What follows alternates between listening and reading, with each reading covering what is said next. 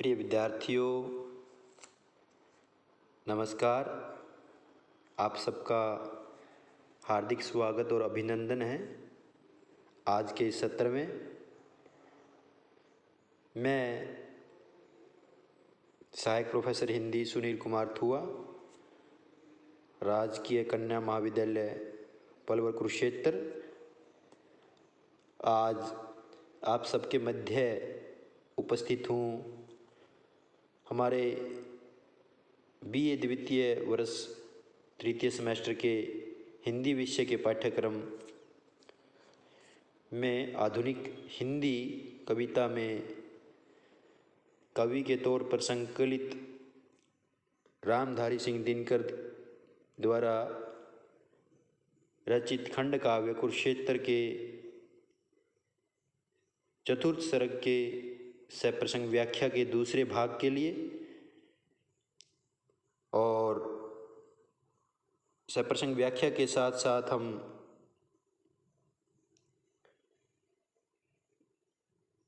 भावार्थ और विशेष की ओर भी अपना ध्यान आकर्षित करेंगे। और आप सब व्याख्यान के इस दूसरे भाग में आज कुरुक्षेत्र के खंड काव्य की काव्यांशों की सप्रसंग व्याख्या से परिचित होंगे। तो हम शुरू करना चाहेंगे खंड काव्य कुरुक्षेत्र के काव्यांशों की सप्रसंग व्याख्या का दूसरा भाग। पहले भाग में हमने कुछ काव्यांशों की सप्रसंग व्याख्या और उनका भावार्थ ग्रहण किया था। तो हम अब आगे बढ़ते हैं। समय ज्यों बीतता त्यों त्यों अवस्था घोर होती है, अन्याय की श्रृंखला बढ़कर कराल कठोर होती है। किसी दिन जब महाविस्फोट कोई फूटता है, मनुज ले जान हाथों में धनुष पर टूटता है। प्रिय विद्यार्थियों, कुरुक्षेत्र दिनकर जी की एक सुप्रसिद्ध रचना है जो कि हमारे पौराणिक ग्रंथ महाभारत के युद्ध पर आधारित है। प्रस्तुत सर्ग चौथे सर्ग में जो हमारे पाठ्यक्रम में शामिल है, भीष्म पितामह और धर्मराज युधिष्ठिर के बीच महाभारत के युद्ध का कारण क्या क्या कारण थे, किन किन वजहों से महाभारत का युद्ध लड़ा गया, इस पर एक जीवंत संवाद दोनों ही महापुरुषों के बीच हो रहा है। तो इसी कड़ी में हम आगे बढ़ते हैं। तो उस संवाद की चर्चा करते हुए भीष्म पितामह युधिष्ठिर को समझाते हैं कि जो जो समय बीतता है त्यों त्यों अवस्था कठोर होती है या घोर होती है। यहाँ समय बीतने से अभिप्राय जब एक व्यक्ति दूसरे व्यक्ति पर अन्याय करता है और वो अन्याय समय के साथ साथ बढ़ता चला जाता है, तो अन्याय की श्रृंखला बढ़कर कराल और कठोर होती हैं। मतलब अन्याय की बेड़ियाँ या जंजीरें ज्यों ज्यों अन्याय बढ़ता जाता है, उसका समय बढ़ता जाता है, त्यों त्यों उसके दुख और पीड़ा की जो भावना है अन्याय सहन करने वाले व्यक्ति की, वो बढ़ती चली जाती है। भीष्म पितामह युधिष्ठिर को समझाते हुए कहते हैं कि किसी दिन तब महाविस्फोट कोई फूटता है, मनुज ले जान हाथों में धनुष पर टूटता है। अर्थात यह अन्याय की कड़ी, यह अन्याय यह लगातार जब अन्याय प्रिय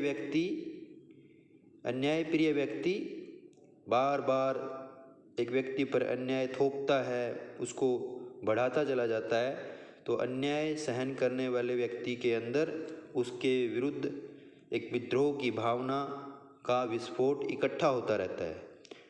और मनुज ले जान हाथों में, मनुज से अभिप्राय मनुष्य से, एक मानव जो शांति प्रिय व्यक्ति है, और धनुष से अभिप्राय है जो अन्याय का पक्ष लेता, जो अन्याय को करता है, दुष्ट व्यक्ति। तो वह उस अन्याय जो मनुष्य न्याय प्रिय है, जो न्याय चाहता है, जो अन्याय सहन कर रहा है, वह व्यक्ति एक दिन उसके अन्याय से दुखी और तंग आकर उसके विरुद्ध जो अन्याय करता है विद्रोह की भावना का बिगुल बजा देता है। अर्थात वह एक विस्फोट रूप में जो उसके अंदर अन्याय की पीड़ा और दुख इकट्ठे हो रहे हैं, वो एक विस्फोट के तौर पर वह उस व्यक्ति, अन्याय करने वाले व्यक्ति पर टूट पड़ता है और अपने ऊपर हो रहे अन्याय का बदला लेने की हुंकार भरता है। अतः भीष्म पितामह यह कहना चाहते हैं कि युद्ध अचानक नहीं होता, बल्कि जब अन्याय लगातार बढ़ता चला जाता है और ज्वालामुखी रूपी अन्याय पहाड़ के रूप में उस व्यक्ति को अंदर से विद्रोह करने के लिए मजबूर कर देता है। अब हम इसका भावार्थ और विशेष देखते हैं। महाभारत के युद्ध के कारणों और आधार की ओर संकेत किया है। तत्सम तद्भव शब्दों का स्वाभाविक प्रयोग हुआ है। रन ऑनलाइन शैली का प्रयोग हुआ है। विप्सा और अनुप्रास अलंकारों का सहज प्रयोग है। अब हम आगे बढ़ते हैं।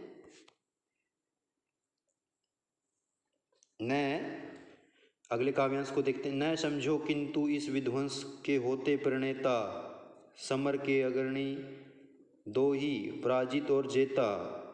नहीं जलता निखिल संसार दो की ही आग से है अवस्थित। जो न जग दो चार ही के भाग से है। कहने का अभिप्राय है कि जब भीष्म पितामह और युधिष्ठिर महाभारत के युद्ध के कारणों की पड़ताल कर रहे हैं, तब भीष्म पितामह युद्ध छिड़ने के कारणों की चर्चा करते हुए कहते हैं। सबसे पहले हम देख लेते हैं कि प्रसंग के तौर पर हम कैसे सब काव्यांशों का प्रसंग लगभग एक ही तरह से लिखा जाएगा, तो मैं चाहूँगा कि इसको मैं बार बार दोहराने की बजाय बीच बीच में आपको इससे परिचित करवाना चाहूँगा। प्रस्तुत अवतरण राष्ट्रकवि रामधारी सिंह दिनकर द्वारा रचित खंड काव्य कुरुक्षेत्र से लिया गया है, जिसे चतुर्थ सर्ग में स्थान मिला है। कवि ने भीष्म पितामह के माध्यम से महाभारत के युद्ध के कारणों को प्रकट किया है और धर्मराज युधिष्ठिर को सूर धर्म का पाठ पढ़ाया है। भीष्म पितामह युद्ध छिड़ने के कारणों को स्पष्ट करते हुए कहते हैं कि युद्ध का कारण सिर्फ दो ही प्रमुख व्यक्ति नहीं होते, अर्थात युद्ध लड़ने में विजेता बनने वाले और पराजित होने वाले सिर्फ दो ही व्यक्ति कभी भी युद्ध का कारण नहीं होते। एक युद्ध में हारने वाला, दूसरा युद्ध में विजय प्राप्त करने वाला, और सारा संसार ही इन दोनों की आपसी ईर्ष्या का बहाना बनाकर अपने निजी स्वार्थ के लिए युद्ध में भाग लेता है। अर्थात सिर्फ दो व्यक्तियों की वजह से दुनिया की किसी भी कोने में युद्ध नहीं छिड़ता है, उसमें बहुत सारे व्यक्तियों का निहित स्वार्थ विद्यमान होता है। क्योंकि संपूर्ण संसार में कभी भी दो व्यक्तियों की आपसी ईर्ष्या और बैर भाव के कारण युद्ध नहीं होते। संसार किन्हीं दो चार व्यक्तियों की वजह से युद्ध की ओर नहीं मुड़ता है। भीष्म पितामह का कहने का अभिप्राय है कि युद्ध में भाग लेने वाले प्रत्येक व्यक्ति अपने अपने स्वार्थ के लिए युद्ध में भाग लेते हैं, न कि वह जीतने वाले या हारने वाले के आपसी वैर भाव के कारण युद्ध में भाग लेते हैं। संसार कभी भी दो चार व्यक्तियों की ईर्ष्या और वैर भाव की वजह से युद्ध नहीं करता है। कहने का भाव है कि भीष्म पितामह महाभारत के युद्ध का कारण सिर्फ कौरव और पांडवों को नहीं मानता है। इसके अलावा बहुत सारे राजा महाराजा जो युद्ध में निहित स्वार्थों के लिए युद्ध भड़काने का काम कर रहे थे, वो भी युद्ध का प्रमुख कारण बने हैं। अब हम भावार्थ देखते हैं। कवि ने महाभारत के भीषण युद्ध के कारणों का उल्लेख किया है। खड़ी बोली और सहज भाषा का प्रयोग है। तत्सम तद्भव शब्दों का समन्वित व सराहनीय प्रयोग हुआ है। दृष्टांत और अनुप्रास अलंकारों का प्रयोग हुआ है। भाषा सहज और सरल है। अब हम अगले काव्यांश की तरफ बढ़ते हैं। प्रिय विद्यार्थियों, युधिष्ठिर, देखिए युधिष्ठिर क्या हुतासन शैल सहसा फूटता है, कभी क्या वज्र निर्धन व्योम से भी छूटता है। हुतासन शैल से अभिप्राय ज्वालामुखी रूपी पहाड़, और वज्र का अर्थ है बिजली, और निर्धम से मतलब बादलों से रहित, और व्योम आकाश। प्रस्तुत काव्यांश हमारे कवि राष्ट्र कवि रामधारी सिंह दिनकर के रचित खंड काव्य कुरुक्षेत्र से अवतरित हैं, जिसमें कवि ने महाभारत के युद्ध के कारणों का उल्लेख किया है। भीष्म पितामह युधिष्ठिर को समझाते हुए कहते हैं कि युद्ध कभी अचानक नहीं छिड़ता है, और यह सिर्फ दो व्यक्तियों की ईर्ष्या और आपसी वैर भाव के कारण नहीं छिड़ता, बल्कि उसकी भूमिका तो बहुत पहले से तैयार हो रही होती है। और युद्ध में भाग लेने के लिए जो व्यक्ति खड़े हैं, उन सबके अपने व्यक्तिगत निजी स्वार्थ उसमें शामिल होते हैं। भीष्म पितामह कहते हैं कि हे युधिष्ठिर, क्या कभी ज्वालामुखी पर्वत अचानक फूटता है? क्या कभी बादलों से रहित आकाश में बिजली चमकती है? मतलब युद्ध बेवजह या बिना चिंगारी के कभी नहीं होता है। अनलगिरी फूटता जब ताप होता है अवनी में, कड़कती दामिनी विकराल धुमाकल गगन में। कहने का भाव है कि ज्वालामुखी पहाड़ से तब फूटता है जब धरती में गर्मी की अत्यधिक मात्रा बढ़ जाती है, और वह तपिश एक दिन में नहीं आती। इसे बनने के लिए हजारों साल का समय लगता है। इसी तरह बिजली भी बादलों से रहित आकाश में कभी नहीं चमकती है। कहने का भाव है कि युद्ध बेवजह या बिना कारण के नहीं होता है। इस युद्ध के बहुत समय से निजी स्वार्थों और हितों के बैर, विरोध व ईर्ष्या के भावों की रूपी अग्नि की वजह से यह युद्ध, महाभारत का युद्ध हुआ था। विशेष में कवि ने महाभारत के युद्ध के कारणों का उल्लेख किया है। वही तत्सम तद्भव शब्दावली है, रन ऑन लाइन शैली का प्रयोग है, ओज गुण की प्रधानता है, अनुप्रास व कर्णमाला अलंकारों का प्रयोग हुआ है। अब हम अगला काव्यांश देखते हैं विद्यार्थियों। महाभारत नहीं यह द्वंद्व केवल 2-4 घरों का अनल का पुंज, इसमें भरा अनगिनत नरों का। द्वंद्व का अर्थ है संघर्ष या लड़ाई, युद्ध, अंतर्द्वंद जिसको हम कह देते हैं। अनल का पुंज मतलब आग का गुच्छा या समूह, मतलब आग रूपी जो नकारात्मक भाव है, जैसे ईर्ष्या है, द्वेष है, वैर भाव है, आदि की आग का समूह अनल पुंज कहलाता है। तो प्रस्तुत काव्यांश दिनकर जी के प्रसिद्ध खंड काव्य कुरुक्षेत्र के चतुर्थ सर्ग से अवतरित है, जिसमें महाभारत के युद्ध पर भीष्म पितामह और युधिष्ठिर के बीच उसके कारणों और उसके आधार पर एक संवाद हो रहा है। भीष्म पितामह महाभारत के युद्ध के छिड़ने के कारणों का उल्लेख करते हुए कहते हैं कि महाभारत का युद्ध जो छिड़ा हुआ है कौरव और पांडवों के बीच, वह आपसी संघर्ष या लड़ाई का कारण नहीं छिड़ा है, बल्कि इसमें असंख्य लोगों के आपसी ईर्ष्या, द्वेष, स्वार्थ की आग आदि प्रमुख कारण हैं। सिर्फ 2 परिवारों का युद्ध और संघर्ष नहीं है, इसमें अन्य बहुत सारे लोगों का भी निहित स्वार्थ शामिल है। न केवल यह कुफल कुरुवंश के संघर्ष का था, विकट विस्फोट यह संपूर्ण भारतवर्ष का था। कुफल से भी प्राय बुरा परिणाम या दुष्परिणाम, और विकट भयंकर, विस्फोट एक बहुत विशाल धमाका।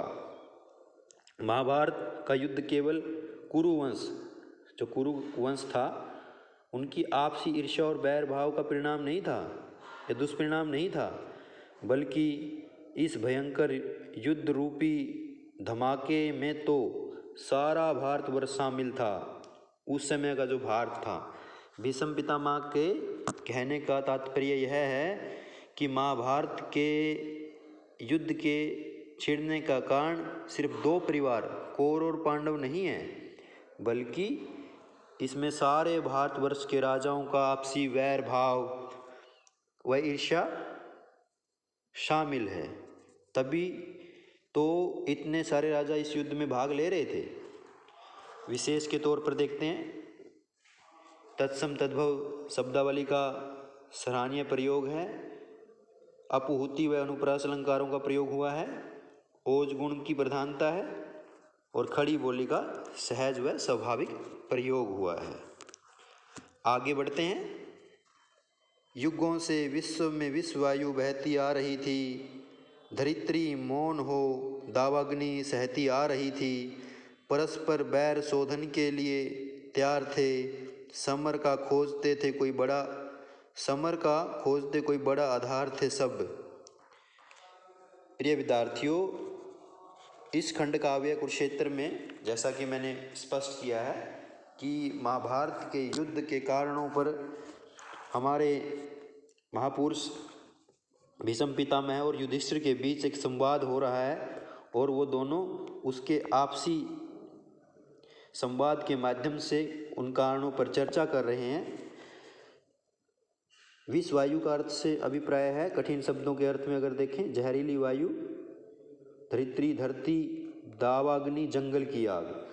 भीष्म पितामह युधिष्ठिर को समझाते हुए कहते हैं कि युगों युगों से अर्थात बहुत लंबे समय से, बहुत ज़्यादा समय से इस संसार में शत्रुता या वैर भाव की जहरीली हवा बह रही थी और धरती चुपचाप इस जंगल की आग को सहन करती आ रही थी। मतलब युद्ध रूपी, बैर रूपी, शत्रुता रूपी दुर्भावनाओं की जो हवा है वो आज से नहीं बल्कि बहुत लंबे समय से बहती चली आ रही है और इस जंगल रूपी आग को यह धरती बहुत लंबे समय से सहन कर रही है। सभी लोग आपसी शत्रुता चुकाने के लिए तैयार थे, सबके अपने अपने निजी स्वार्थ थे। महाभारत के युद्ध में जो दोनों ओर से लड़ रहे थे, कौरवों की तरफ से लड़ रहे थे वो भी, जो पांडवों की तरफ से लड़ रहे थे वो भी, अर्थात वे किसी उचित अवसर की ताक में थे। सभी लोग युद्ध का कोई ना कोई बहाना खोज रहे थे। भावार्थ में देखते हैं, कवि ने महाभारत के युद्ध का कारण स्पष्ट करने का प्रयत्न किया है। खड़ी बोली, तत्सम तद्भव, शब्द योजना और ओज गुण का सहज और सराहनीय प्रयोग है। अनुप्रास, रूपक और मानवीकरण अलंकारों का सुंदर प्रयोग हुआ है। रन ऑनलाइन शैली का भी प्रयोग है, लाक्षणिकता का विद्यमान है। अब हम अगले काव्यांश की तरफ बढ़ते हैं। कहीं था जल रहा कोई किसी की सूरता से, कहीं था क्षोभ में कोई किसी की क्रूरता से। प्रिय विद्यार्थियों, प्रस्तुत काव्यांश हमारे प्रसिद्ध राष्ट्र कवि रामधारी सिंह दिनकर के खंड काव्य कुरुक्षेत्र के चतुर्थ सर्ग से अवतरित किया गया है, जिसमें रचनाकार, सुप्रसिद्ध रचनाकार हमारे दिनकर जी और भीष्म पितामह के माध्यम से महाभारत के युद्ध पर युधिष्ठिर के साथ एक संवाद कर रहे हैं, उस पर चर्चा कर रहे हैं। भीष्म पितामह युधिष्ठिर से महाभारत के कारणों पर प्रकाश डालते हुए कहते हैं कि कहीं कोई राजा दूसरे राजा की वीरता से, महानता से दुखी और ईर्ष्या कर रहा था। तो कहीं कोई राजा दूसरे राजा की निर्दयता से, क्रूरता से क्रोध में भरा हुआ था। कहीं उत्कर्ष ही नृप का नृपों को सालता था, कहीं प्रतिशोध का कोई भुजंगम पालता था। कहने का भाव ये है कि महाभारत के युद्ध में कौरव और पांडवों के अतिरिक्त जो अन्य राजा थे या अन्य उस युद्ध में भाग ले रहे थे दोनों ओर से, वो अपने अपने सुख और दुख, दूसरों के सुख से ज़्यादा दुखी थे। राजा आपसी कलह और दुर्भावना की वजह से युद्ध में भाग लेने के लिए आतुर थे। कहीं किसी राजा को दूसरे राजा की उन्नति से दुख हो रहा था, कहीं कोई राजा दूसरे राजा से बदला चुकाने का मौका ढूंढ रहा था। कहने का भाव यह है कि महाभारत सिर्फ कौरव और पांडवों के आपसी वैर भाव का परिणाम नहीं था, इसमें बहुत सारे अन्य राजाओं की अपनी निजी स्वार्थ और बदले की भावना की आग जुड़ी हुई थी। महाभारत के युद्ध के कारणों पर भीष्म पितामह ने संकेत किया है। अलंकारों का स्वाभाविक प्रयोग हुआ है, ओज गुण की प्रधानता है, तत्सम तद्भव शब्दों का मिला जुला प्रयोग है, व छंद का प्रयोग भी स्वाभाविक है। अब हम अगले काव्यांश की तरफ बढ़ते हैं। निभाता पार्थ वध का चाहता, राधे था प्रण। पार्थ मतलब अर्जुन से है और राधे से अभिप्राय कर्ण या राधा का पुत्र था जो। द्रुपद था चाहता गुरु द्रोण से निज बैर शोधन। द्रुपद मतलब द्रौपदी का पिता, जो द्रुप देश का राजा था। अब भीष्म पितामह महाभारत के जो पात्र थे उनके किन किन पात्रों के क्या क्या स्वार्थ और हित जुड़े हुए थे उनकी ओर संकेत करके हमें समझा रहे हैं। भीष्म पितामह युधिष्ठिर को महाभारत के कारणों पर प्रकाश डालते हुए कहते हैं कि दुर्योधन के प्रति प्रेम के कारण कर्ण युद्ध में भाग नहीं ले रहा था, बल्कि वह तो अर्जुन को अपनी दुश्मनी या वैरी के तौर पे मानता था। उसको मारने की जो प्रतिज्ञा उसने की थी उस वजह से युद्ध में भाग ले रहा था। उसी तरह से राजा द्रुपद भी गुरु द्रोणाचार्य से अपनी शत्रुता का बदला चुकाना चाहते थे। मतलब निज स्वार्थों की वजह से वो उस तरफ बढ़ रहे थे। शकुनी को चाहा थी कैसे चुकाए ऋण पिता का, मिला दे धूल में किस भांति कुरुकुल की पताका। अतः शकुनी की यह इच्छा थी कि वह किसी तरह अपने पिता का ऋण चुकाए। वह चाहता था कि कुरुवंश की ध्वजा को धूल में मिला दे था, अर्थात वह संपूर्ण कुरुवंश का नामो निशान मिटा देना चाहता था। इस प्रकार से हम देखते हैं कि कर्ण, शकुनी व बाकी द्रुपद सभी अपने निजी स्वार्थों की वजह से महाभारत के युद्ध में भाग लेने के लिए व्याकुल थे। विशेष में देखते हैं महाभारत के युद्ध का उल्लेख हुआ है, अनुप्रास अलंकार का प्रयोग है, छंद योजना सहज और स्वाभाविक बन पड़ती है, खड़ी बोली का प्रयोग है, ओज गुण विद्यमान है, व तत्सम तद्भव शब्दावली का समन्वित प्रयोग हुआ है। अगले काव्यांश की तरफ बढ़ते हैं प्रिय विद्यार्थियों। सुयोधन पर न उसका प्रेम था, वह घोर छल था, हितु बन कर उसे रखना जवलित केवल अनल था। सुयोधन से अभिप्राय दुर्योधन से था। और घोर छल बहुत बड़ा धोखा, हितु हितैषी बनने का जो नाटक करते हैं हितु, अनल आग। प्रिय विद्यार्थियों, प्रस्तुत काव्यांश प्रसिद्ध कवि रामधारी सिंह दिनकर के रचित खंड काव्य कुरुक्षेत्र से चतुर्थ सर्ग से अवतरित किए गए हैं, जिसमें राष्ट्र कवि ने महाभारत के कारणों का भीष्म पितामह और युधिष्ठिर के संवादों के माध्यम से हमें परिचय कराया है। भीष्म पितामह युधिष्ठिर से कौरवों के मामा शकुनी की चाल का पर्दाफाश करता है या उल्लेख करता है। वे कहते हैं कि शकुनी का दुर्योधन से प्रेम करना एक बहुत बड़ा धोखा था। वास्तव में उसे प्रेम नहीं करता था, बल्कि वह तो शत्रुता का या बदले की भावना को भड़काए रखने के लिए युद्ध में दुर्योधन का साथ दे रहा था। जहाँ भी आग थी जैसी सुलगती जा रही थी, समर में फूट पड़ने के लिए अकुला रही थी। कहने का भाव यह है कि जो युद्ध रूपी या बैर की या शत्रुता की भावना की आग थी, उसको भड़काए रखना शकुनी का प्रमुख काम था।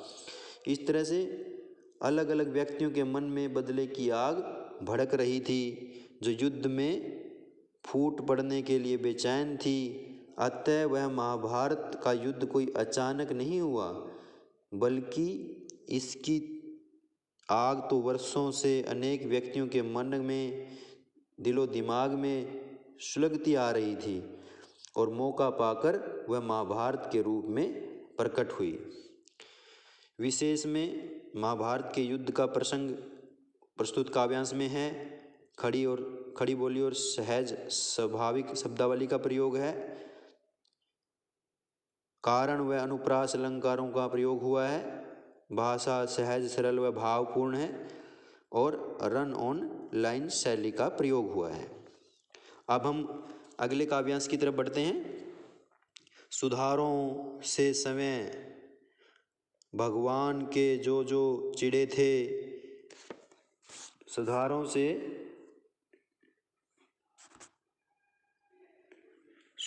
से समय भगवान के जो चिड़े थे, नृपति से क्रुद्ध होकर एक दल में जा मिले थे। नहीं शिशुपाल के वध से मिटा था मान उनका, दुबक कर था रहा धुंधुआ द्विगुण अभिमान उनका। नृपति से अभिप्राय राजा से, दल मतलब एक समूह या गुट, मान अभिमान, और दुबक कर दबे आवाज में, धुंधुआ सुलगना। प्रस्तुत काव्यांश दिनकर द्वारा रचित खंड काव्य कुरुक्षेत्र के चतुर्थ सर्ग से अवतरित हैं, जिसमें कवि ने भीष्म पितामह के द्वारा महाभारत के युद्ध के कारणों को स्पष्ट किया है और धर्मराज युधिष्ठिर को वीरता का पाठ पढ़ाया है। भीष्म पितामह ने युधिष्ठिर से महाभारत के छिड़ने के कारणों पर प्रकाश डालते हुए उपदेश दिया है कि जो राजा श्री कृष्ण के सुधारों से चिढ़े हुए थे, वह क्रोध से भरकर एक गुट में शामिल हो गए थे। वो श्री कृष्ण के सुधारों से खिन्न थे। शिशुपाल का श्री कृष्ण द्वारा शिशुपाल का वध किए जाने पर भी उनका अभिमान मिटा नहीं था, बल्कि वह दबकर दुगने जोश के साथ बदले की भावना में जल रहे थे और भीतर ही भीतर दुगनी शक्ति के साथ बदला लेना चाहते थे। विशेष में कवि ने महाभारत के युद्ध के कारणों की ओर संकेत किया है। अनुप्रास, विप्सा और विशेष विपर्यय अलंकारों का सहज प्रयोग है। रन ऑन लाइन शैली का प्रयोग हुआ है। ओज गुण का प्रयोग किया गया है। तत्सम तद्भव शब्दावली का समन्वित प्रयोग किया गया है। गेयता विद्यमान है। अब हम आगे बढ़ते हैं अगले काव्यांश के लिए। परस्पर की कलह से, वैर से होकर विभाजित, कभी से दो दलों में हो रहे थे लोक सज्जित। कलह का अर्थ है झगड़ा और वैर शत्रुता, विभाजित होने का अर्थ है बांटना या बंटना। सज्जित मतलब सजना या सज रहे थे। प्रस्तुत काव्यांश दिनकर द्वारा रचित खंड काव्य कुरुक्षेत्र से अवतरित है, जिसमें कवि ने भीष्म पितामह के माध्यम से महाभारत के युद्ध के कारणों को प्रकट करते हुए धर्मराज युधिष्ठिर को सूर धर्म का पाठ पढ़ाया है। भीष्म पितामह युधिष्ठिर को महाभारत के छिड़ने के कारणों पर प्रकाश डालते हुए कहते हैं कि इस प्रकार सभी राजा आपसी झगड़ों और शत्रुता से आपस में बंटे हुए दो गुटों में युद्ध के लिए मैदान या युद्ध के लिए तैयार हो रहे थे, बंटे हुए थे वो पहले से। मतलब उनके मनोभावों में युद्ध की भावना की आग बहुत पहले से सुलग रही थी, वो युद्ध के लिए तैयार थे। खड़े थे वे हृदय में प्रज्वलित अंगार लेकर, धनुर्जा को चढ़ाकर, म्यान में तलवार लेकर। प्रज्वलित अंगार से भी प्राय जो दुर्भावनाएं या नकारात्मक भाव एक दूसरे के प्रति जलते हुए अंगार से अभिप्राय क्रोध, हिंसा, ईर्ष्या, बैर, विरोध, ये उनमें पहले से ही विद्यमान थे। धनुर्जा से अभिप्राय धनुष की डोरी। वे सभी अपने हृदय में जलते हुए अंगार लेकर क्रोध, हिंसा, ईर्ष्या आदि भावों से पहले से ही भरे हुए थे और उसको युद्ध के माध्यम से अभिव्यक्त करना चाहते थे। वे अपने धनुष की डोरी को चढ़ाकर, म्यान से तलवार लेकर युद्ध लड़ने की पूरी तैयारी के लिए तत्पर थे। कवि ने महाभारत के युद्ध के कारण की ओर संकेत किया है। अनुप्रास व कारण अलंकारों का सहज स्वाभाविक प्रयोग हुआ है। रन ऑनलाइन शैली का प्रयोग है। ओज गुण की प्रधानता है व तत्सम तद्भव शब्दावली का भी सहज प्रयोग हुआ है। अब हम आगे बढ़ते हैं अगले काव्यांश के लिए। था रह गया हलाल का यदि कोई रूप अधूरा, किया युधिष्ठिर उसने तुम्हारे राजसूय ने पूरा। प्रस्तुत अवतरण दिनकर की खंड काव्य रचना कुरुक्षेत्र के चतुर्थ सर्ग से संकलित है, जिसमें भीष्म पितामह युद्ध के वास्तविक कारणों को युधिष्ठिर के समक्ष प्रकट करते हुए उसे सूर धर्म का पाठ पढ़ाते हैं। भीष्म पितामह युधिष्ठिर को महाभारत छेड़ने के कारणों को स्पष्ट करते हुए कहते हैं कि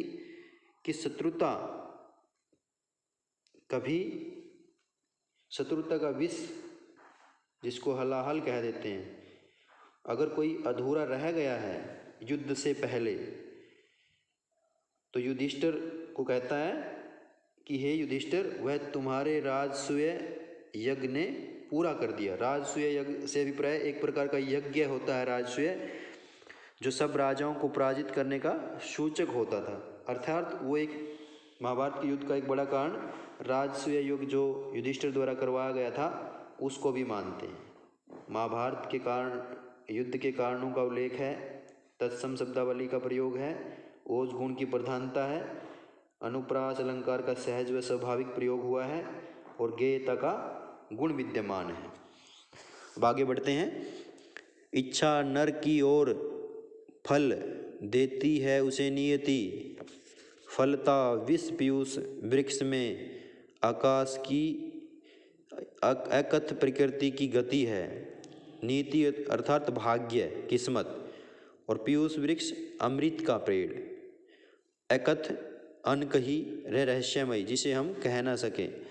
प्रस्तुत पंक्तियाँ कुरुक्षेत्र नामक खंड काव्य से ली गई हैं, जिसके रचयिता राष्ट्रकवि रामधारी सिंह दिनकर जी हैं, और उनके चतुर्थ सर्ग से ली गई इन पंक्तियों में भीष्म पितामह ने युधिष्ठिर के समक्ष महाभारत के युद्ध के कारणों का उल्लेख करते हुए उन्हें सूर धर्म का पाठ पढ़ाया है। भीष्म पितामह युधिष्ठिर को कहते हैं कि हे युधिष्ठिर, मनुष्य की इच्छा कुछ और पाने की होती है, इच्छा नर की और फल देती उसे नियति और है।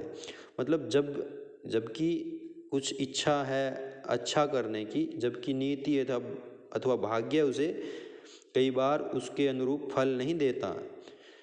जैसे कभी कभी अमृत के पेड़ पर भी विष फलता है, अर्थात शुभ कार्य का परिणाम कभी कभी अशुभ निकलता है।